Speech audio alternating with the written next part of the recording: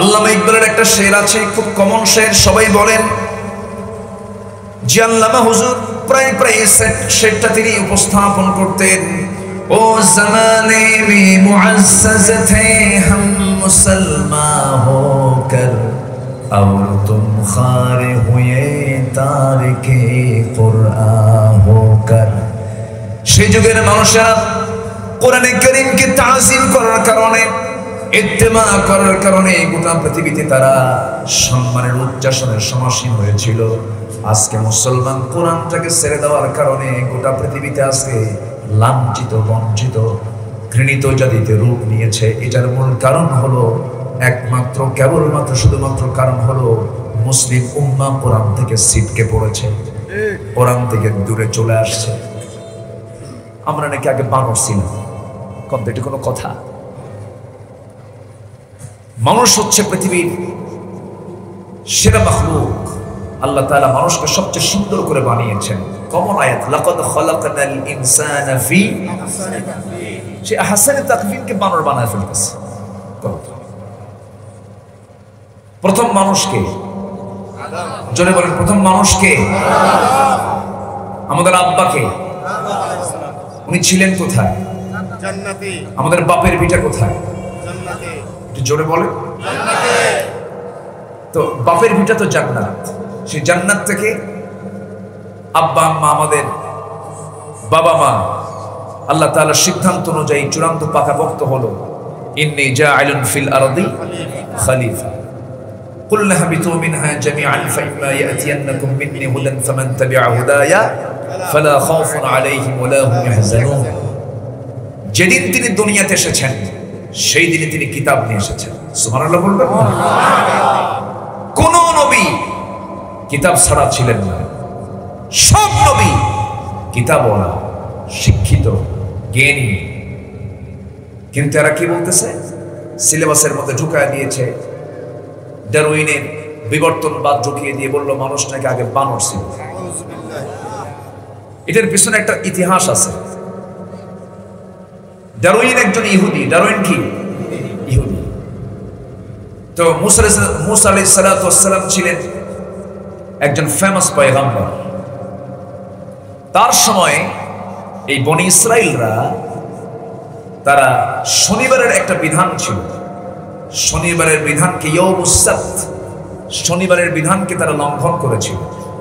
লঙ্ঘন করার কারণে আল্লাহ তাআলা তাদেরকে, একটা গোষ্ঠীকে, তাদের চেহারাকে বিকৃত করে, ঘৃণিত, বিকৃত করে শূকরের চেহারায় রূপ দিয়েছিল। এরকম একটা আয়াত আছে না নাই?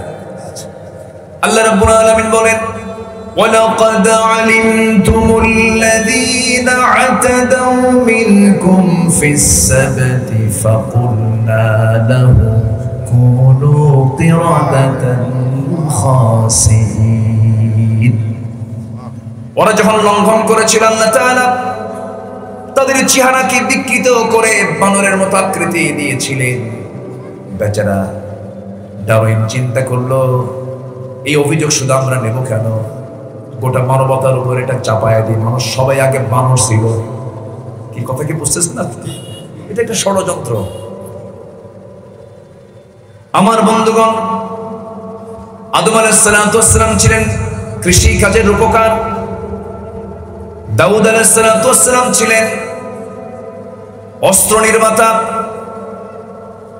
ইদ্রিস আলাইহিস সালাতু ওয়াস সালাম ছিলেন টেক্সটাইল ইঞ্জিনিয়ার।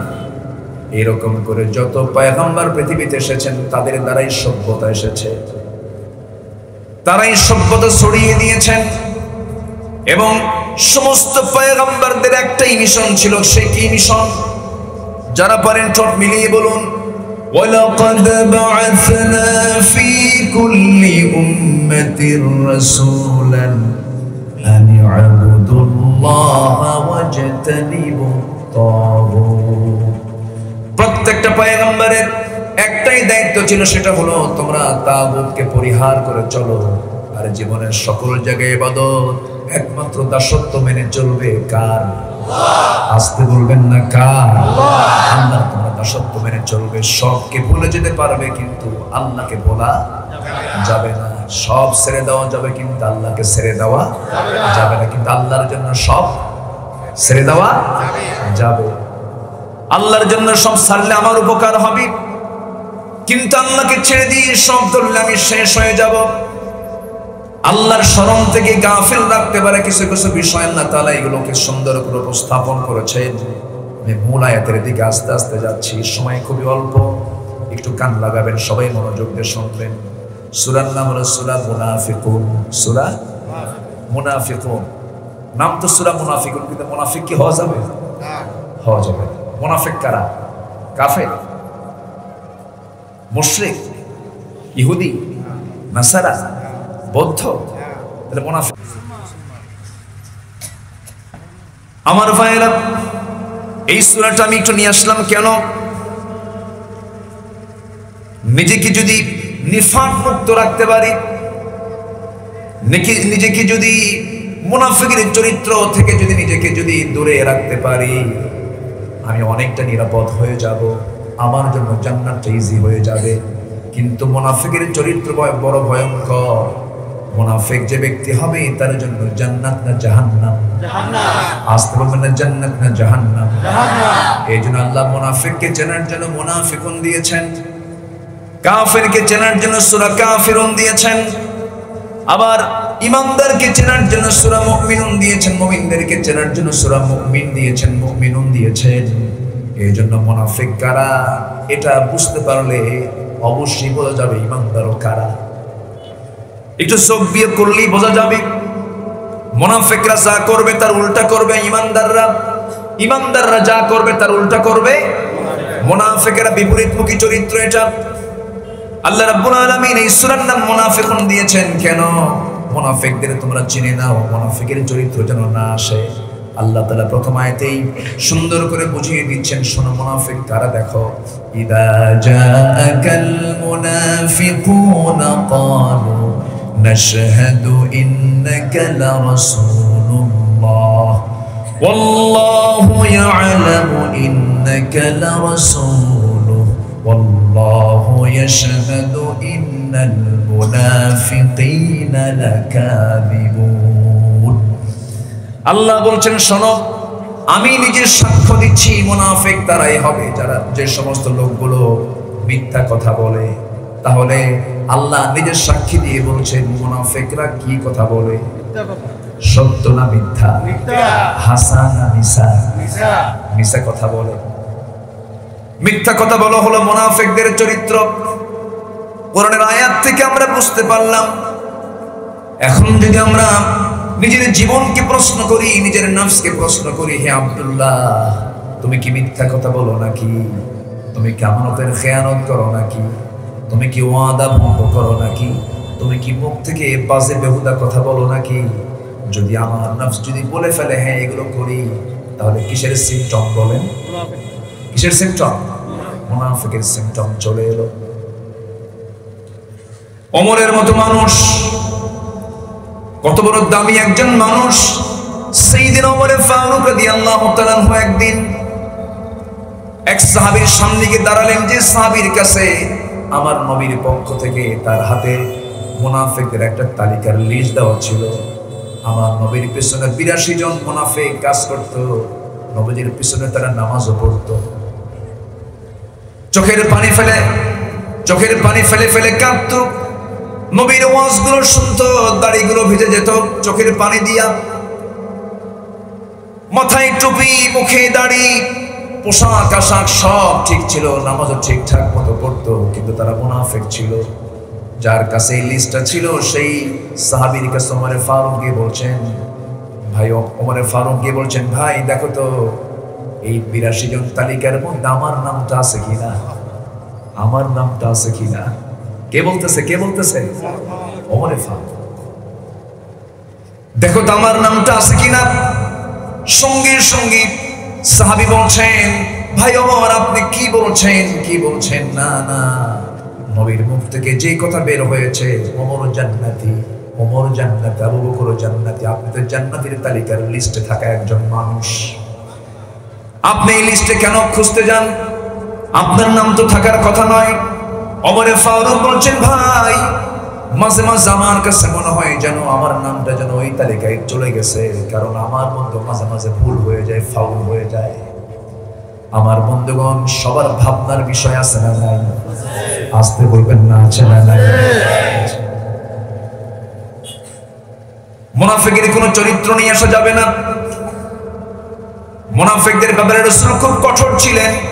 ইয়া আইয়ুহান নাবিয়্যু জাহিদিল কুফফারা ওয়াল মুনাফিকিনা ওয়াগলুয আলাইহিম ওয়া মা'ওয়াহুম জাহান্নাম ওয়া বি'সাল মাসীর। হে নবী, আপনি কাফিরদের বিরুদ্ধে, মুনাফিকদের বিরুদ্ধে জিহাদ ঘোষণা করুন, তাদের ব্যাপারে আপনি কঠোর হন। কারণ মুনাফিকদের ষড়যন্ত্র কাফেরদের চাইতে ছোট না বড়? ছোট না বড়? বড়। কারণ ইসলামের ক্ষতি হয়েছে কাফেরের দ্বারা বেশি না মুনাফিকদের দ্বারা বেশি? মুনাফিকদের দ্বারা বেশি। এই জন্য আল্লাহ তাআলা নিজেও বলছেন, আমি সবচেয়ে বেশি পানিশমেন্ট দেব মুনাফিকদের। ইন্নাল মুনাফিকিনা ফিদ দারকিল আসফালি মিনান নার ওয়া লা তাজিদ লাহুম নাসীরা। মুনাফিকরা জাহান্নামের সবচেয়ে নিম্নে তার অবস্থান করবে। জাহান্নামের ভিত্তি রচনা হবে মুনাফিকদের দিয়া, এবং তাদের কোনো সাহায্যকারীও থাকবে না। এই জন্য আল্লাহর কাছে আমরা এটাই প্রার্থনা করব, আল্লাহ মুনাফিকের কোন চরিত্র তুমি আমাদের মধ্যে দিয়ে দিও না। আমার বন্ধুগণ, মুনাফিকরা বড় ভয়ঙ্কর। মুনাফিকদের হালকা কিছু সিমটম আমরা জানতে পারলাম, হালকা কিছু ইঙ্গিত আমরা জানতে পারলাম। তবে মুমিনের জন্য কিছু গুণ দরকার। সেই গুণগুলো যদি মুমিনের মধ্যে চলে আসে, সেই বান্দাকে কখনো নিফাকতার কোনো সিমটম তাকে আক্রান্ত করতে পারবে না।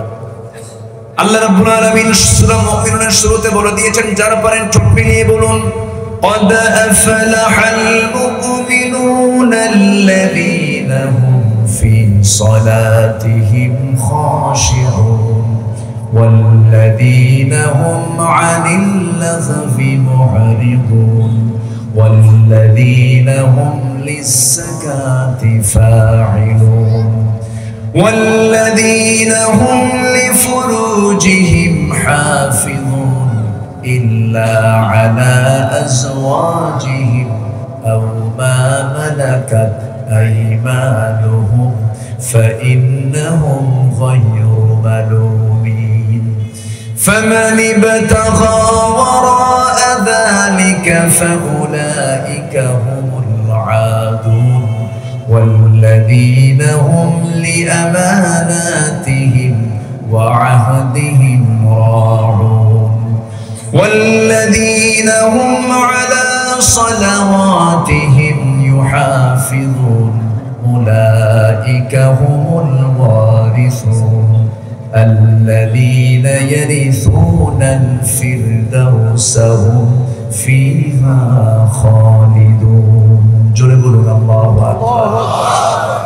মুমিনের সফলতার 7 কাজে, কয় কাজে বলেন?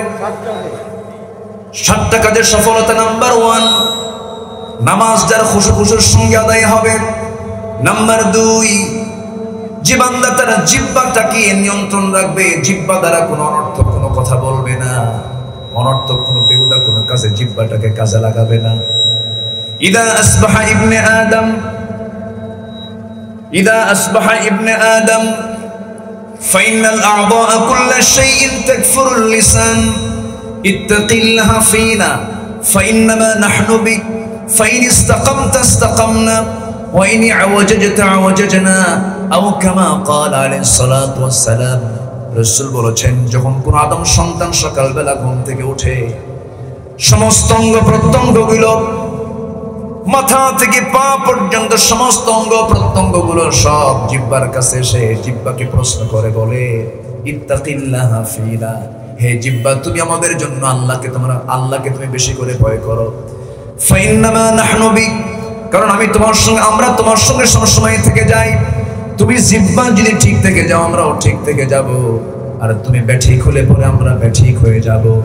এই জন্য গোটা দেহের রাজধানী হলো, গোটা দেহের সেন্টার হলো জিহ্বা। জিহ্বা ঠিক, ইমান ঠিক। জিহ্বা ব্যাঠিক, তার ইমানটাও ঠিক হয়ে যাবে। নামাজটা সুন্দর করব, জিহ্বাটাকে ঠিক রাখবো, যাকাত যারা ঠিক রাখবে, লজ্জাস্থানের যারা হেফাজত করবে। নাম্বার 5 হলো যারা ওয়াদা ঠিক রাখবে। নাম্বার 6 হলো যারা আমানতটাকে ঠিক রাখবে। নাম্বার 7 হলো যারা নামাজের ব্যাপারে যত্নশীল হয়ে যাবে। মুনাফিকরা সব নামাজ পড়তে পারে কিন্তু ফজর নামাজ আর এশার নামাজ পড়তে পারে না। ফজর নামাজ এশার নামাজ বাদ পড়া মানে কিসের লক্ষণ? আস্তে কোন কেন ভাই? আজকে সূরার নাম কি বলেন? রাগ করতেছেন আপনারা? আমি একটু কড়া কথা বলতেছি আজকে মনে হয়।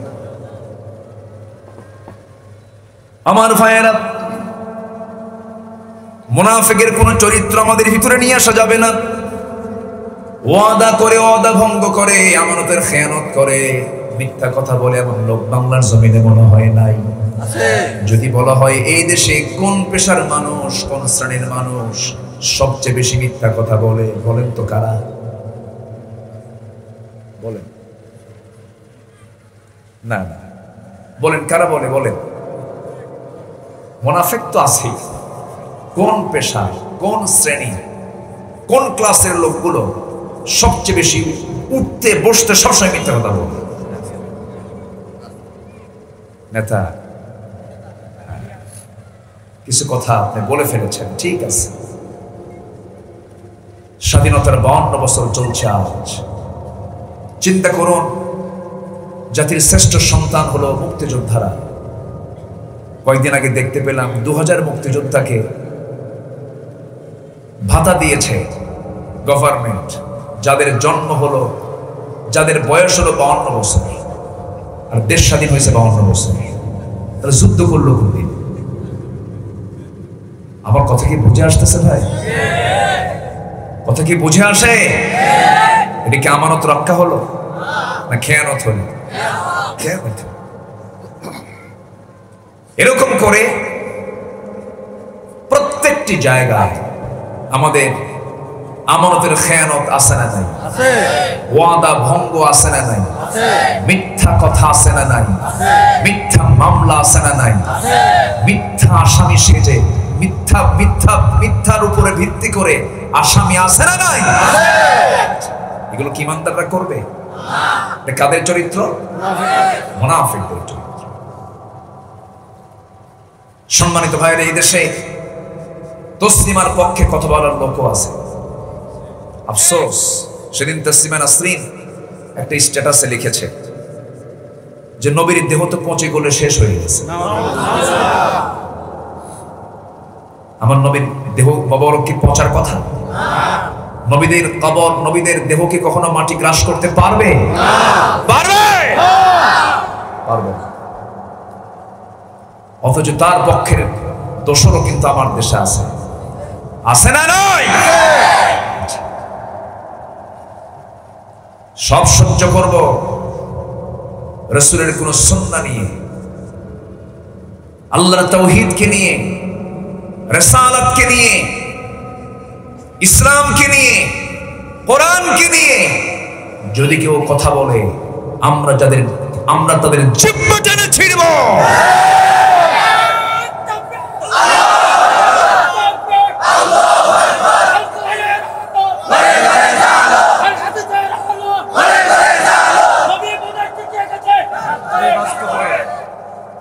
এই ওয়াজ করি আমি, গলা ভাঙলেন আপনি? গলা তো ভেঙে গেছে। ভালো, রাসূলকে ভালোবাসতে হবে জীবনের চাইতে কম না বেশি? আসতে বলবেন না, কম না বেশি? সবচেয়ে বেশি কাকে?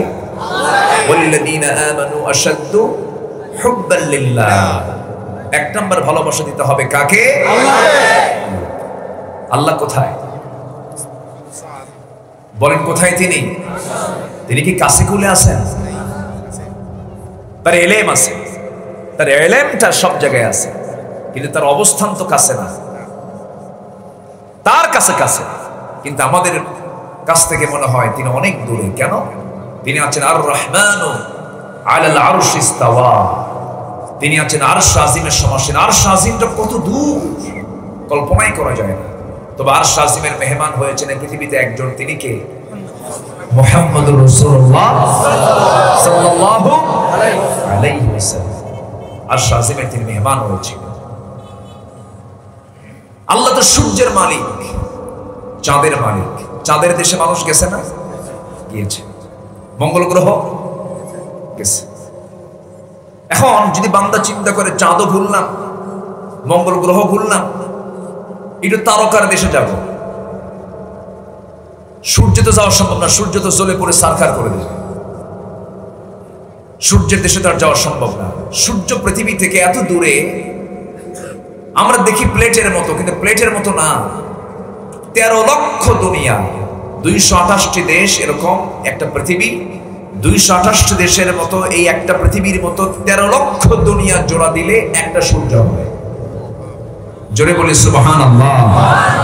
তা দেখি আমরা প্লেটের মতো।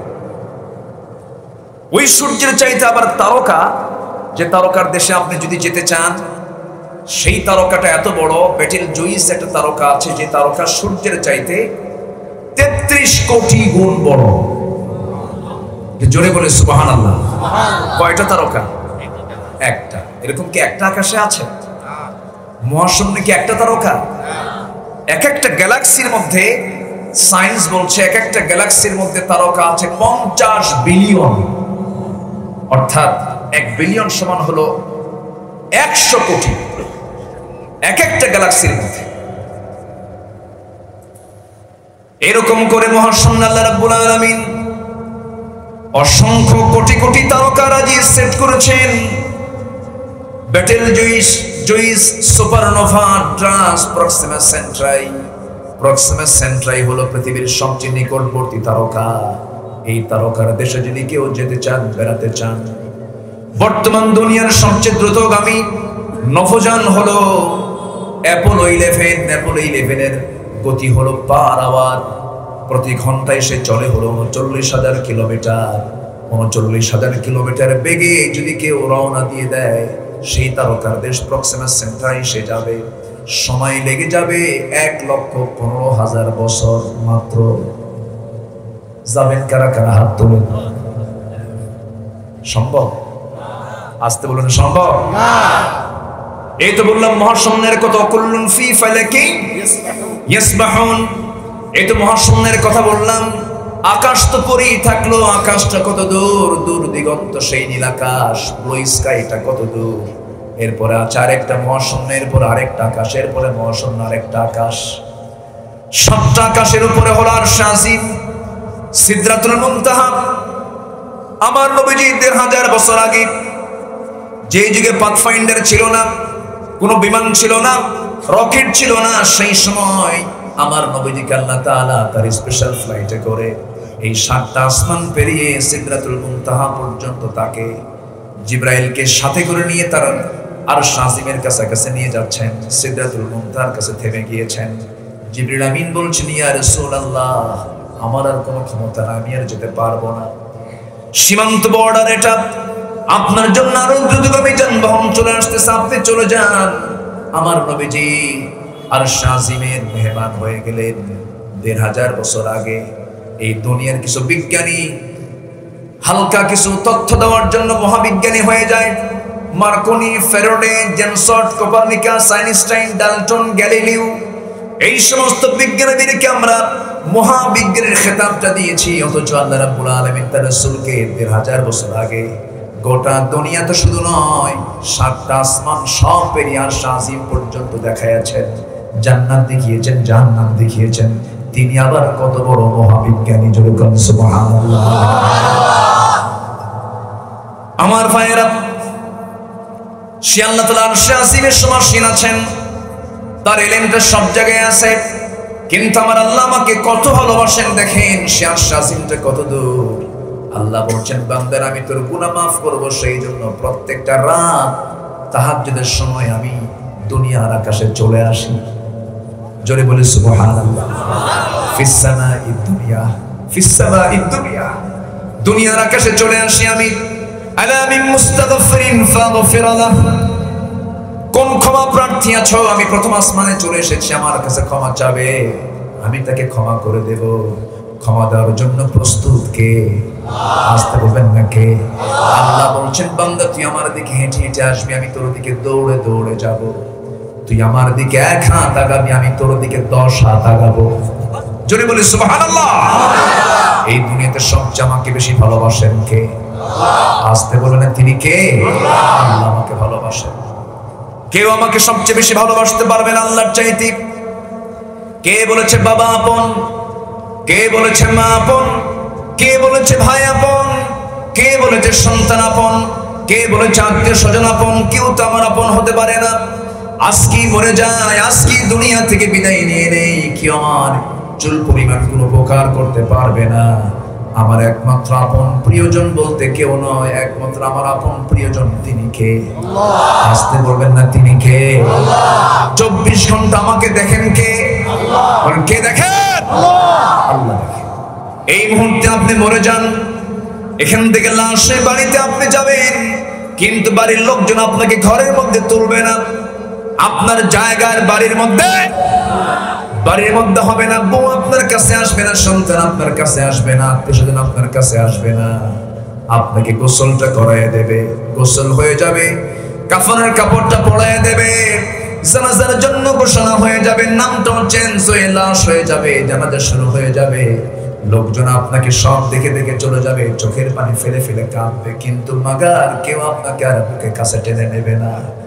দেরি করবে না, 1 মুহূর্ত মাত্র। সকালে মরেছে, দুপুরের মধ্যেই জানাজা হয়ে যাবে, টেনে হেঁচড়ে সব কবরস্থানের দিকে নিয়ে চলে যাবে, কবরে শোয়া দেবে, বাঁশ চাপা দেবে, মাটি চাপা দেবে। ওই যে বিদায় নিয়ে আসলো, দিন শেষে কেউ নাই, দিন শেষে আমার একমাত্র কেবলমাত্র শুধুমাত্র বন্ধু, তিনি কে? জোরে বলেন তিনি কে? তিনি তো আমার আল্লাহ। ইন্নামা ওয়ালিয়ুকুমুল্লাহু ওয়া রাসূলুহু ওয়াল্লাযীনা আমানু। তোমাদের 1 নাম্বার বন্ধু হবেন তিনি কে?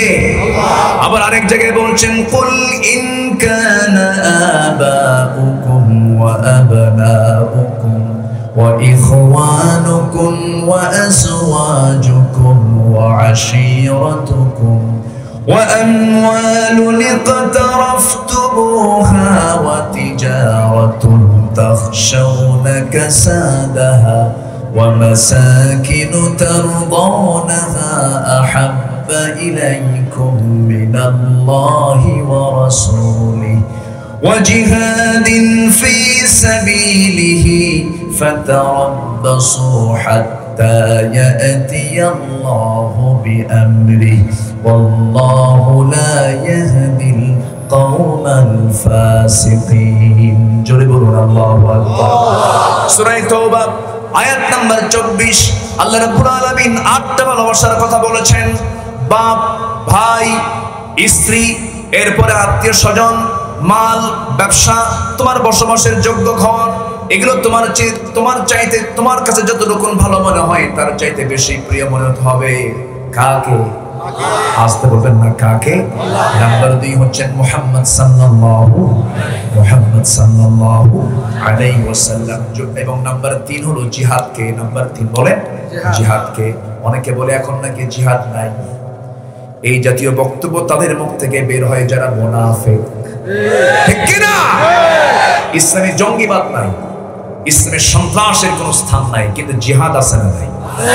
আসতে বলবেন না আছে না নাই? মুনাফিকদের মুখ থেকে জাতীয় কথা আগেও বের হয়েছে। মুনাফিকরা নবীর পিছনে নামাজ পড়েছে, নেতা মেনেছে আবু জেহেলকে। আজকের সমাজেও কিছু মুসল্লি মসজিদে গিয়ে নামাজ পড়ে ইমামের পেছনে নেতা মানে বেনামাজিকে, আছে না নাই?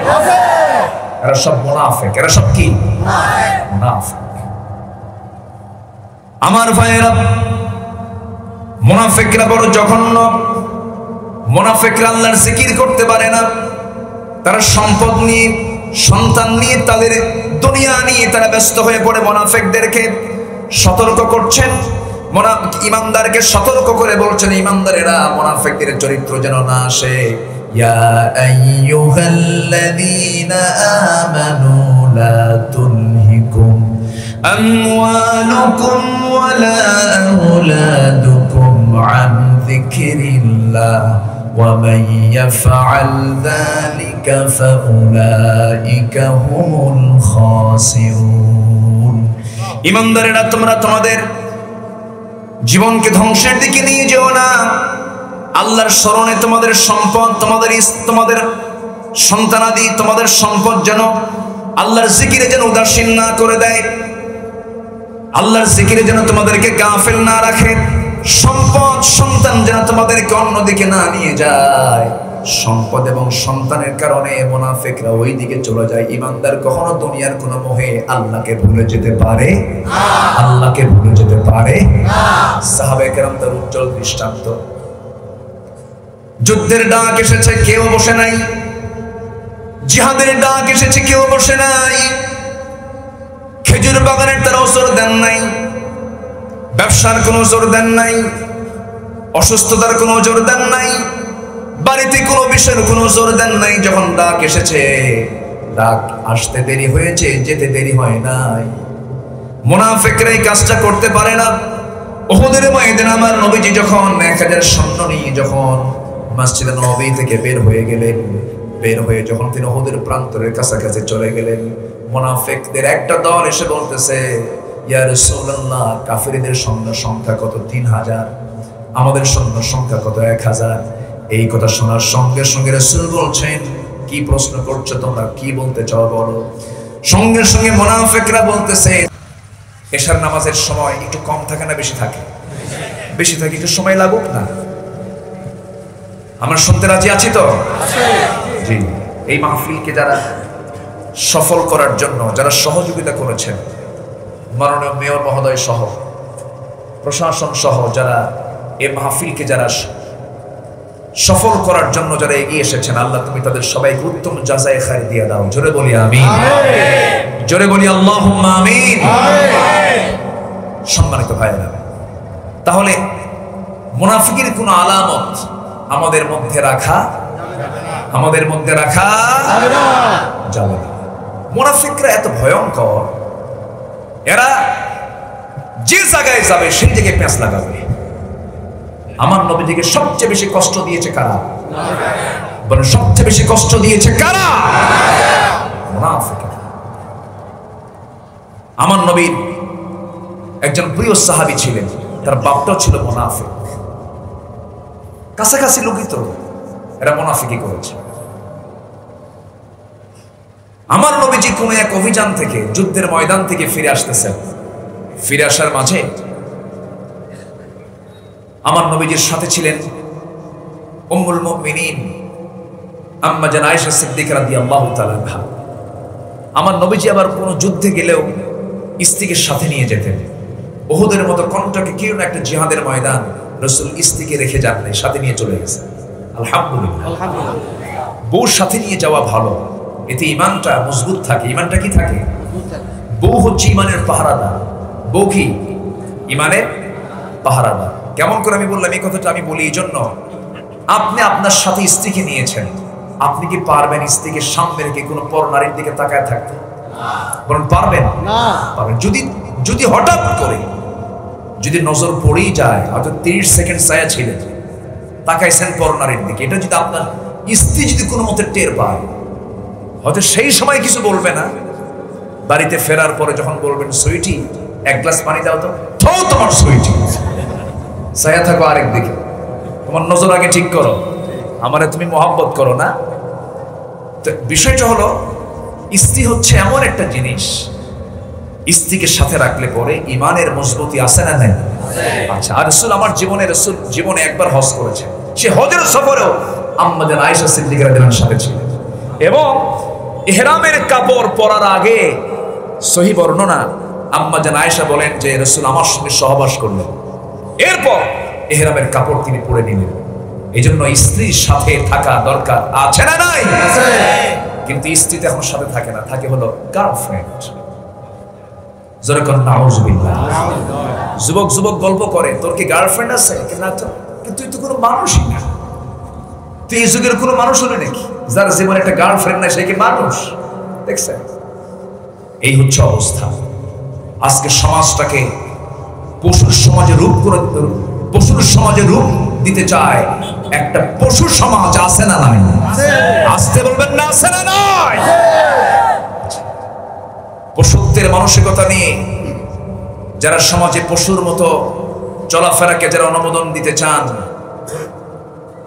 55,000 বর্গ মাইলের সুজলা সুফলা শস্য শ্যামলা সোনার বাংলাদেশে, যে দেশ লক্ষ লক্ষ আলেমের দেশ, যে দেশ লক্ষ লক্ষ হাফেজদের দেশ, যে দেশের মানুষ আজান শুনে ঘুম থেকে উঠে, 4.5 লক্ষ মসজিদের এই বাংলাদেশে, এই সমাজে ইসলাম বিরোধী কোন ষড়যন্ত্র বাস্তবায়ন এই দেশের মুসলমান হতে দেবে না, হতে দেবে না।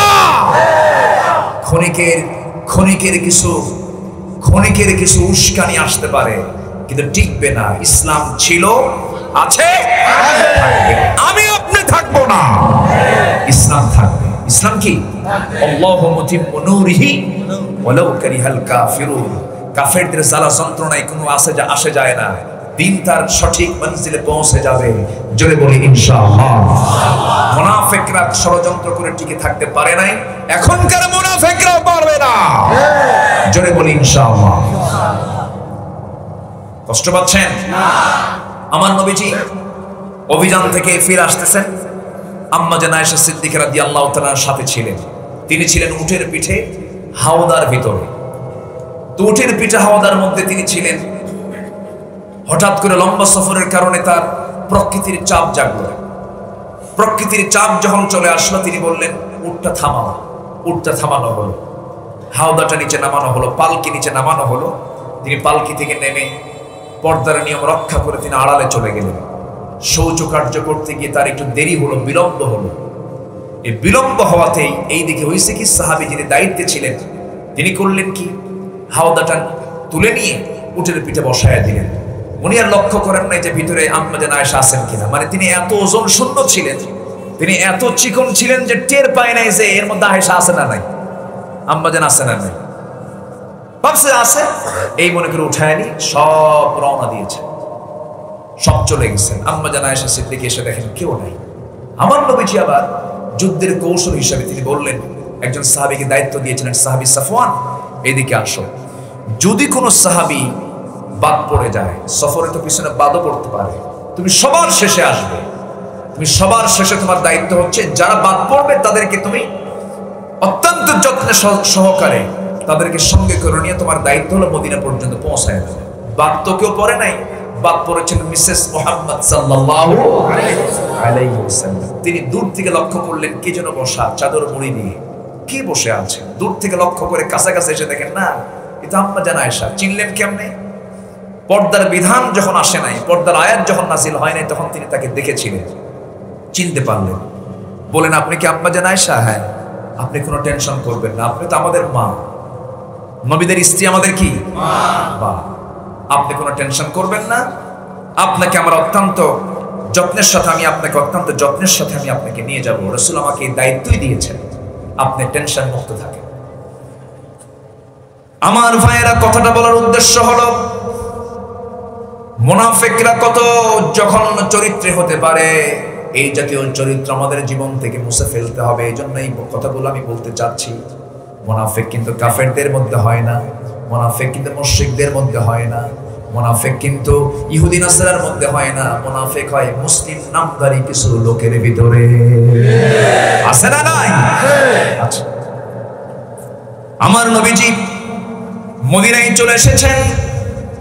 পিছন দিক থেকে সাফওয়ান রাতের আধারে ঘোড়ার পিঠে করে আম্মা জান আয়েশা সিদ্দিকাকে সঙ্গে করে নিয়ে মদিনায় চলে আসলেন, নবীজির ঘরে পৌঁছায় দিলেন।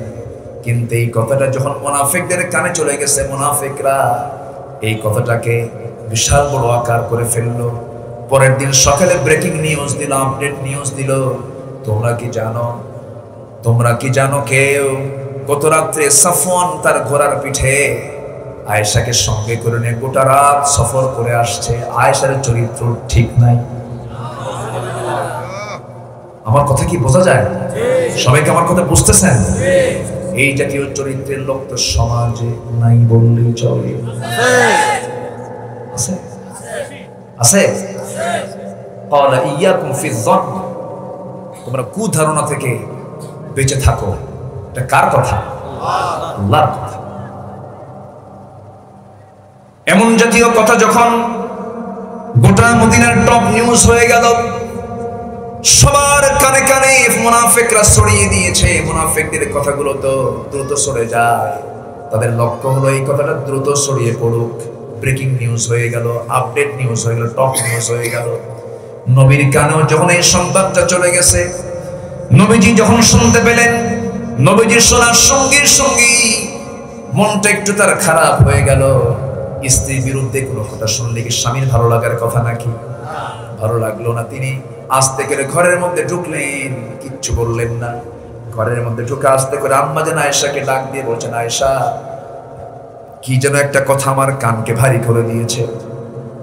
আমার মনে হয় তোমার ব্যাপারে যে বক্তব্যটা চতুর্দিকে ছড়ানো হয়েছে, আমি তোমাকে বিশ্বাস করি, আমি তোমাকে ট্রাস্ট করি, আমি তোমাকে অত্যন্ত দাম দিই আয়েশা, তুমি রাগ করো না। তবে টপ নিউজ হয়ে গেছে, এই মুহূর্তে আমার মনে হয় পরামর্শ হলো তুমি আমার ঘরে না থেকে তুমি চলে যাও তোমার বাবার ঘরে, তোমার বাপের বাড়ি চলে যাও, বাবার ঘরে যাও। আমি তোমাকে পরামর্শই দেব। আম্মা জান আয়েশা সিদ্দিকা যখন এই কথা যখন তার স্বামীর কাছ থেকে, নবীর কাছ থেকে যখন শুনতে পেলেন, কোন স্ত্রী যদি তার স্বামীর কাছ থেকে এমনটা শুনতে পায়, মন কি ভালো লাগার কথা নাকি? মনটা তার একটু একটু হলেও খারাপ হয়ে গেল, চোখের পানি চলে আসলো। বলছেন, ইয়া রাসূলুল্লাহি, আপনি শুধু আমার স্বামী নন, আপনি হচ্ছেন বিশ্ব নবী, আপনি রাসূল, আপনি আমাকে অর্ডার দিয়েছেন, আমি যেতে বাধ্য, আমি চলে যাচ্ছি। তবে একটা কথা ইয়া রাসূলুল্লাহ, আমি আপনাকে সম্মান দিয়ে কথাটা বলতে চাই, আমার বিয়ের ফয়সালা কিন্তু দুনিয়াতে হয় না, আমার বিয়ের ফয়সালা কিন্তু হয়েছে আসমানে। আমার বিয়ের ফয়সালা আসমানে হয়েছে। আল্লাহ তাআলা আপনাকে অর্ডার দিয়েছেন, এরপরে আপনি আমাকে বিয়ে করেছেন। আমি চলে যাচ্ছি আমার বাবার বাড়ি, আমি কারো কাছে কোনো কিছু সাহায্য চাবো না, আমি সাহায্য চাইতেছি আমি আল্লাহর কাছে। আম্মা জান আয়েশা কাঁপতে কাঁপতে বাবার বাড়ি চলে গেলেন। বাবাটা আবু বকর, তিনিও রাগ করে কথা বলেন না, মেয়ের উপরে রাগ করে থাকেন, মাটাও রাগ করে থাকেন। আমার নবীজি রাতের বেলা বিছানায় যান, ঘুমাতে গিয়ে আমার নবীজি হাতটা গায়ে দেন, আয়েশা কই, কিন্তু আয়েশাটা নাই। বুকটা খান খান হয়ে যায়, নবীজির চোখের পানিতে বালিশ ভিজে যায়।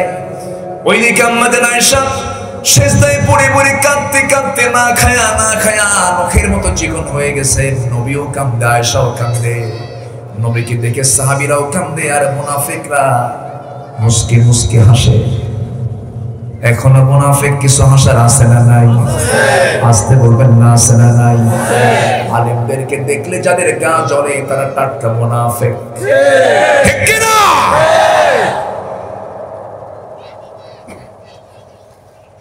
আমার বন্ধুগণ, এই বিষয়টা আমি কেন নিয়ে আসলাম? সামাজিক প্রেক্ষাপটে বিষয়টা খুবই জরুরি। এই জাতীয় চরিত্র যার ভিতরে থাকবে তারাই হলো মুনাফিক। এই জাতীয় চরিত্রগুলো কখনো নিয়ে আসা উচিত নয়। আমার নিজের আমল নেই, আমি পেরেশান, অন্যের আমল আমি চিন্তা করবো কখন? লাহা মা কাসাবাত ওয়া লাকুম মা কাসাবতুম। আমার নবীজি একটা করে দিন পার হচ্ছে, নবীজি চরম কষ্টে তিনি দিনগুলো পার করছেন। ওইদিকে আম্মা জান আয়েশাও কষ্ট পাচ্ছেন। বেশ কিছু দিন পার হয়ে গেল। আম্মা জান আয়েশা এত দামি একজন নারী ছিলেন, তিনি বলেন, আল্লাহ তাআলা আমাকে 9টা কারণে শ্রেষ্ঠত্ব দিয়েছেন। কয়টা কারণে বলেন? 9টা কারণে শ্রেষ্ঠত্ব দিয়েছেন। অন্যান্য স্ত্রীর চাইতে আল্লাহ তাআলা আমাকে বিশেষ মর্যাদা দিয়েছেন।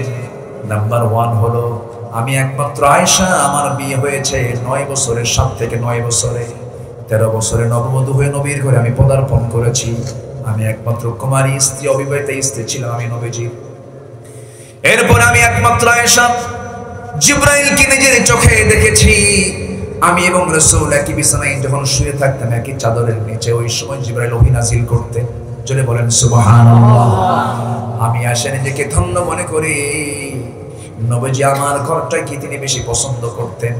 রাসূল আমার ব্যাপারে বলেছেন, সুরিত খাবার যেমন শ্রেষ্ঠ খাবার, স্ত্রীর মধ্যে আমার স্ত্রী আয়েশা হচ্ছে সবচেয়ে শ্রেষ্ঠ স্ত্রী। আমার নবীজি আম্মা জান আয়েশাকে খুব দাম দিতেন। সবচেয়ে বেশি হাদিস বর্ণনা করেছেন কোন স্ত্রী বলেন? আয়েশা সিদ্দিকা রাদিয়াল্লাহু তাআলা আনহা। 7 দিন ধরে যে কথাগুলো বলেছেন সাহাবায়ে কেরামকে বলেছেন, তোমাদের কাদের কাদের মনে আছে বলো? সবাই সম্পূর্ণ বলতে পারলেন না, কিন্তু আম্মা জান আয়েশা 7 দিনের সমস্ত কথা তিনি একবার শুনেছেন, বলে দিয়েছেন। প্রচন্ড মেধাবী ছিলেন আম্মা জান আয়েশা সিদ্দিকা রাদিয়াল্লাহু তাআলা আনহা। তিনি বলেন আল্লাহ তাআলা আমাকে শ্রেষ্ঠত্ব দিয়েছেন আরেকটা কারণ, নবীজি দুনিয়া থেকে যে বিদায় নেবেন, বিদায় নেওয়ার আগে অন্য কোন স্ত্রী ঘরে তিনি যান না, আমার ঘরটাকে তিনি পছন্দ করেছেন। আমার ঘরে তিনি ঢুকলেন রবিউল আউয়াল মাসে, ঢুকে বলছেন, ওরে আয়েশা মাথায় প্রচন্ড ব্যথা, মাথায় একটু পানি ঢেলে দাও। পানি ঢেলে দেওয়া হলো। আমি রাসূলের মাথায় পানি ঢেলে দিলাম, চুলগুলো চিরে দিলাম। আজান শুরু হলো বেলালের। আজান যখন শুরু হয়ে গেছে, আজান শোনার সঙ্গে সঙ্গে নবীজির তো অভ্যাস হাইয়া আলাস সালাহ, এটা শোনা মাত্রই তিনি অস্থির হয়ে গেছেন, দাঁড়াচ্ছেন, জামাতে নামাজ পড়াবেন তিনি। কিন্তু তিনি মাথার চক্কর মেরে পড়ে যেতে নিলেন। বলছেন আয়েশা বুঝতে পেরেছি আমার বুঝি আর জামাতে নামাজ হবে না, আমি আর জামাতে নামাজ পড়তে পারবো না। আয়েশা তুমি আমার বেলালকে আজান দিতে বলো এবং আমার প্রিয় সাহাবী তোমার আব্বা আবু বকরকে আমার মুসাল্লায় তুমি নামাজ আদায় করতে বলো, আমার দায়িত্ব পালন করতে বলো। বলা হলো, আজান শেষ হলো, নামাজ শুরু হয়ে গেছে, ইমামটা পরিবর্তন হয়ে গেছে। সাহাবায়ে কেরাম যখন দেখছেন নবীর মুসাল্লায় নবী নাই, হাউমাউ করে কান্নাকাটি শুরু হয়ে গেছে। সাহাবীরা কান্দে, আমার নবীর কানে সাহাবীদের কান্নার আওয়াজ যখন চলে আসছে, বলছেন আয়েশা রে আমাকে কষ্ট করে একটু ধরো তো, জানালার কাছে নিয়ে যাও। জানালার কাছে নিয়ে যাওয়া হলো, হুজরাখানার জানালার কাছে যখন নিয়ে যাওয়া হলো, নবীজি দাঁড় হয়ে নামাজের দৃশ্যগুলো দেখতেছিলেন। সাহাবে কেরাম রুকু করছেন, সিজদা দিচ্ছেন, নবীজি সাহাবে কেরামদের নামাজ দেখতেছেন, আর চোখের কোনা বিবি টপ টপ করে পানিগুলো পড়তেছে, গালগুলো ভিজে যায় চোখের পানি দিয়া। আম্মা জান আয়েশা হাত দিয়ে সেই পানিগুলো চোখের অস্ত্রগুলো মুছে মুছে দিচ্ছেন আর বলছেন, হুজুর আপনি কাঁদেন কেন? আপনার সাহাবীরা তো নামাজ পড়ে, আপনি কেন কাঁদেন? আপনার কেন দুঃখ, কি হয়েছে আপনার? রাসূল বলছেন আয়েশা রে এই নামাজ আজকে জামাতে জামাতে আমার সাহাবীরা আদায় করতেছে, তুমি কি জানো না এই নামাজটা কায়েমের জন্য আমাকে তায়েফের মানুষ আমাকে কেমন করে মেরে রক্তাক্ত করে দিয়েছে, উহুদের ময়দানে আমার দাঁত কেমন করে ভেঙে দিয়েছে, খন্দকের প্রান্তরে কোদাল দিয়ে খনন করতে করতে পরীক্ষা আমার কোমরটা কুঁজো হয়ে গেছে, কোমর কুঁজো করে দাঁত ভেঙে দেশ আমাকে তা ছাড়া করে দিয়ে তায়েফের ময়দানে মার খেয়েছি। এত কষ্টের বিনিময়ে আজকে নামাজটা রাষ্ট্রীয় পর্যায়ে কায়েম হয়েছে। আয়েশা এটা আমার দুঃখের কান্না নয়, এটা আমার আনন্দের কান্না, আমি এই জন্য কাঁদতেছি। আয়েশা আম্মা জান আয়েশা তার মুখের চোখের অশ্রুগুলো মুছিয়ে দিলেন, আস্তে করে আবার শোয়া দিলেন, আবার বলছেন আয়েশা তোমার বালিশটা না দিয়া তোমার উরুটা আমাকে দিয়ে দাও। আমার নবীজির সামনে উরুটা দিয়ে দিলেন আম্মা জান আয়েশা। উরুর উপরে মাথা রেখে নবীজি শুয়ে আছেন, এমন সময় বলছেন আয়েশা দেখো তো একটা মেসওয়াক এনে দেওয়া যায় নাকি? আম্মা জান আয়েশা বলেন আমি কেমন করে দৌড়াবো, কেমন করে যাবো? রাসূল তো শুয়ে আছেন। আমার ভাই আব্দুর রহমানকে ডাক দিয়ে বলছি ভাই একটা মেসওয়াক এনে দাও তো, বুখারীর বর্ণনা, এটা বুখারী শরীফে এসেছে। মেসওয়াক জানার জন্য ভাইকে বললেন, তিনি ভাই একটা মেসওয়াক এনে দিলেন। সেই মেসওয়াকটা হাতের মধ্যে নিয়ে তিনি দেখলেন মেসওয়াকের আগাটা শক্ত, সেই শক্ত মেসওয়াকটাকে চাবায়া চাবায়া তিনি নরম করে দিয়ে নবীর হাতে তুলে দিলেন। নবীজি মেসওয়াকটা হাতের মধ্যে নিয়ে একটা মুস্কি হাসি দিলেন। মুস্কি হাসি দিয়া মেসওয়াক শুরু না করে মেসওয়াকের আগায় লেগে থাকা কিছু থুতু ছিল আম্মা জান আয়েশা, সেই থুতুগুলো চুষে চুষে পান করছেন আর বলছেন আয়েশা জীবনের শেষ সময় আমি তোমাকে একটু ভালোবাসা দিতে চাও, ভালোবাসা দেওয়ার চেষ্টা করলাম, আমি তোমাকে খুব ভালোবাসি আয়েশা। আম্মা জান আয়েশা বলেন আমি নিজেকে ধন্য মনে করি, রাসূল তার জীবনের শেষ খাবার খেয়েছেন, আমি আয়েশা আমার মুখের লালা তিনি খেয়েছেন। মিসওয়াকটা তিনি করলেন, মিসওয়াক করে রাসূল দুনিয়া থেকে বিদায় নেবেন। আমার নবী আমার সামনে, আমার খুবই কাছে, আমার সামনে তিনি শুয়ে আছেন। রাসূল আমাকে বলছেন আয়েশা রে আমি মনে হয় দুনিয়া থেকে বিদায় হয়ে যাব, দেখো তো আমার ফাতিমা কই? ফাতিমা দরজা খুলে নবীর সামনে দাঁড়ান। ফাতিমার চোখের পানি দেখে রাসূল বলছেন ফাতিমা কান্দিস না রে, তুই এই দিকে আয়। কানের মধ্যে মুখ ঢুকিয়ে বলছেন ওরে ফাতিমা তুই আমার দুনিয়াতে কাছে কাছে ছিলি, চিন্তা করিস না ফাতিমা, তোর জন্য আমি এমনটা ব্যবস্থা করবো, আমিও মরে যাব, কবরের জিন্দেগিতেও তুই আমার কাছে কাছেই থাকবি। ফাতিমা হাসতে হাসতে ঘর থেকে বের হলেন। মানুষ মৃত্যুর সংবাদ শুনলে হাসে, আর ফাতিমা মৃত্যুর সংবাদ শুনে হাসতে হাসতে ঘর থেকে বের হয়ে গেলেন। নবীজি এবার দুনিয়া থেকে বিদায় নেবেন। বিদায় নেওয়ার শেষ সময় বলছেন, আয়েশা আমি তো বিদায় নিচ্ছি, আমি তোমাকে লাস্ট একটা হাদিস শোনায় দেই। আম্মা জান আয়েশা বলেন, নবীজি আমার কাছে শেষ হাদিসটা বর্ণনা করেছেন, আমি নিজেকে ধন্য মনে করি। রাসূল আমাকে বলছেন, আমার উম্মতকে বলে দিবা, আমার উম্মতরা যেন 5 ওয়াক্ত নামাজ যেন কখনো না ছেড়ে দেয়। যেরকম সুবহানাল্লাহ। আমার নবীজি এই হাদিসটা বর্ণনা করার সঙ্গে সঙ্গে বলছেন, ও আয়েশা, মালাকুল মাউত তো চলে আসতেছে, আমি যে কোনো মুহূর্তে দুনিয়া থেকে বিদায় নিয়ে নেব। আম্মা জান আয়েশা বলেন, মালাকুল মাউত চলে এলেন, নবীজি দুনিয়া থেকে বিদায় নিয়ে নিলেন। আমি নিজেকে ধন্য মনে করি, নবীজির চোখটা খোলা ছিল, আমি আয়েশা আমার হাত দিয়ে নবীজির চোখটা আমি নিচের দিকে নামায় দিয়েছি। এবং আমার নবীজি, আমি নিজেকে ধন্য মনে করি, নবীজির কবরটা হইছে আমার ঘর, আমার ঘরটাই নবীর কবর, আমার ঘরে নবীকে সমাহিত করা হয়েছে। আমার বড় শখ ছিল আমি নবীর পাশেই ঘুমাবো। কিন্তু ইসলামের সবচেয়ে বড় খলিফা ওমর ফারুক যখন তার ছেলেকে পাঠিয়ে দিয়ে বললেন, দেখো আয়েশাকে বলো তার জায়গাটা আমাকে দেবে কিনা, আমার বড় শখ, আমি ওমর, আমি আমার নবীর পাশে ঘুমাতে চাই। এই জন্য একজন ইসলামের বড় সৈনিক ওমরের মতো একজন মানুষ আমার কাছে এই প্রস্তাবটা দিয়েছে, আমি প্রত্যাখ্যান করি না। আমি আমার জায়গাটা আমি ওমরকে দান করে দিয়েছি। এত একজন দামি মানুষ আম্মা জান আয়েশা, তিনি বলেন, আমি নিজেকে ধন্য মনে করি, আমি নিজেকে ধন্য মনে করি, কারণ আমার শানে আল্লাহ তাআলা একাধিক আয়াত নাযিল করেছেন, একাধিক আয়াত নাযিল করেছেন। 40টা দিন পার হয়ে গেল, আল্লাহর কাছে ওহী নাযিল হয়ে গেল, নবীর কাছে ওহী নাযিল হলো আল্লাহর পক্ষ থেকে। এবার জিবরাইল এসে বলছেন, ইয়া রাসূলুল্লাহ, বড় সুসংবাদ আয়েশার জন্য। কি বলো, কি বলেন? জিবরাইল বলেন, ইন্নাল্লাযীনা জাউ বিল ইফকি উসবাতুম মিনকুম, ইন্নাল্লাযীনা জাউ বিল ইফকি উসবাতুম মিনকুম। ইয়া রাসূলুল্লাহ, আয়েশা সম্পূর্ণ তুপুত পবিত্র একজন নারী, কোনো দোষ তার মধ্যে নাই। আপনি নিঃসন্দেহে নিঃসংকোচে আয়েশাকে আপনার বাড়িতে আপনি নিয়ে আসেন। নবীজির আনন্দ দেখে কে দৌড়ে দৌড়ে চলে গেছে শ্বশুর বাড়িতে গিয়ে শাশুড়িকে বলছেন, আমার আয়েশা কোথায়? ওই যে ভিতরে আছে। নবীজি ভিতরে গিয়ে বলছেন, আয়েশা এইদিকে আসো, কিন্তু আয়েশা কথা কয় না। মেয়েদের অভিমান আছে না নাই বলেন? একটু অভিমান আছে, একটু বাঁকা প্রবণ হয় মেয়েরা। আম্মা জান আয়েশা অভিমান করে চুপ করে আছেন, পিছন থেকে আবার ডাক দিচ্ছেন মুস্কি হাসি মেরে, হুমায়রা, ও লালি, ও লাল টুকটুকে মহিলা, তুমি কোথায়? প্রশংসা করলে মেয়েরা খুশি হয় না বেজার হয়? প্রশংসা সূচক শব্দ বললেন, ও হুমায়রা তুমি কোথায়? এই কথা বলার সঙ্গে সঙ্গে লাব্বাইক ইয়া রাসূলুল্লাহ, সামনে দাঁড়ায় গেছেন রাসূল, বলছেন, আয়েশা তোমার শানে আয়াত নাযিল হয়েছে। এবার তিনি খুশিতে আত্মহারা হয়ে কেঁদে ফেলে দিয়ে বলছেন, আমি কারো প্রশংসা করি না, আমি ইব্রাহিমের আল্লাহর প্রশংসা করি। রাসূল বলছেন, ওরে আয়েশা, তোমার রাগ এখনো কমে নাই, তুমি সরাসরি আল্লাহর নাম না নিয়ে তুমি ইব্রাহিমের আল্লাহ বলছো, মানে তোমার রাগটা এখনো আছে। তাদের রাগটাও কত হিকমতপূর্ণ ছিল। আম্মা জান আয়েশাকে সঙ্গে করে নিয়ে শ্বশুর বাড়ি থেকে নিজের বাড়িতে উঠালেন। এইদিকে সমস্ত সাহাবাদের মুখে হাসিও ফুটলো, নবীর মুখে হাসিও ফুটলো, মুনাফিকদের মুখ কালো হয়ে গেল। ঠিক কি না? মুনাফিকদের মুখও কালো হবে একদিন। জোরে বলি ইনশাআল্লাহ।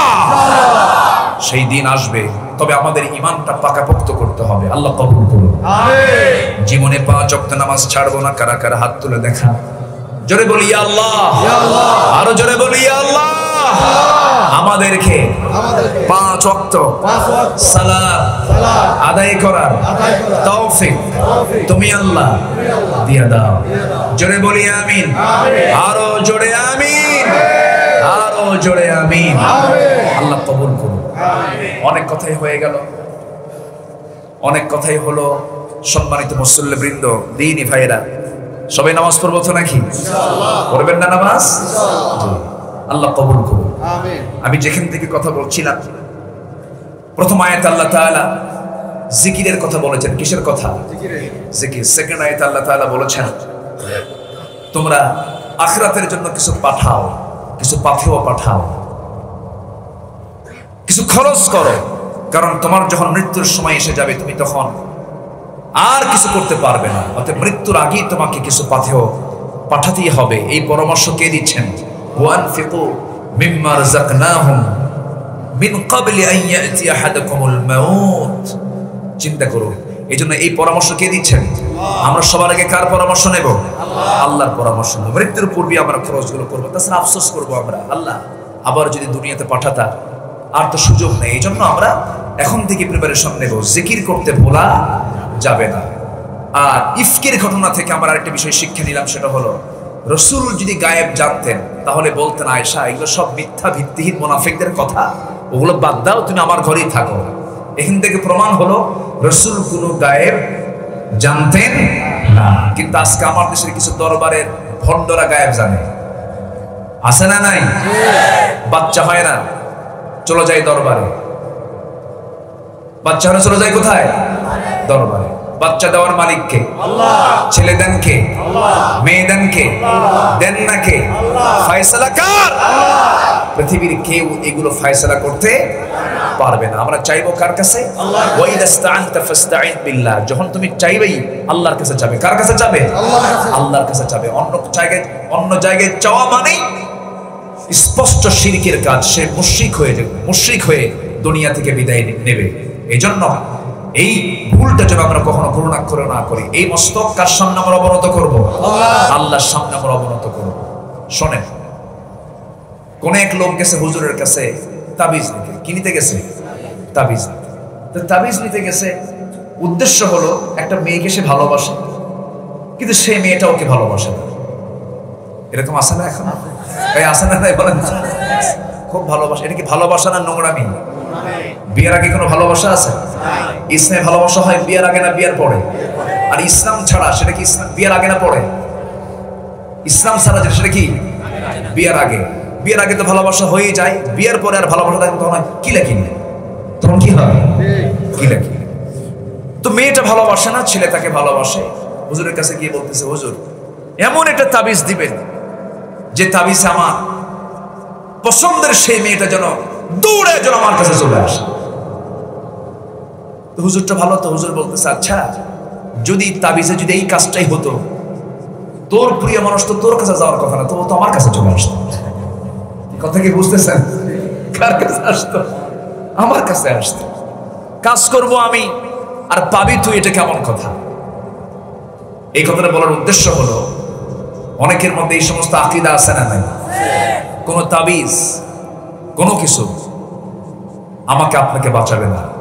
আমাকে বাঁচাবেন কে? আল্লাহ। আসতে বলবেন না, কে বাঁচাবেন? আল্লাহ বাঁচাবেন। আল্লাহর কাছে আমরা সাহায্য চাবো, আল্লাহর জিকির করব, আল্লাহর প্রতি খরচ করব। এবং মৃত্যু কখন চলে আসবে আমরা কেউ বলতে পারি না। এই জন্য মৃত্যুর আগে সকল প্রস্তুতি নেওয়ার দরকার আছে না নাই? আজকে শোবার পূর্বে যাদের উপরে রাগ ছিল, যাদের উপরে খুব ক্ষোভ ছিল, মাফ করে দিবেন। রাগ করে থাকবেন, রাগ করে থাকবো না। জোরে বলি ইনশাআল্লাহ। ঋণ ছিল, ঋণটা মুক্ত হয়ে ঘুমাবো। জোরে বলি ইনশাআল্লাহ। মেয়ের বিয়েটা দেওয়া দরকার, দ্রুত গতিতে মেয়ে বিয়ে দেওয়ার চেষ্টা করবো।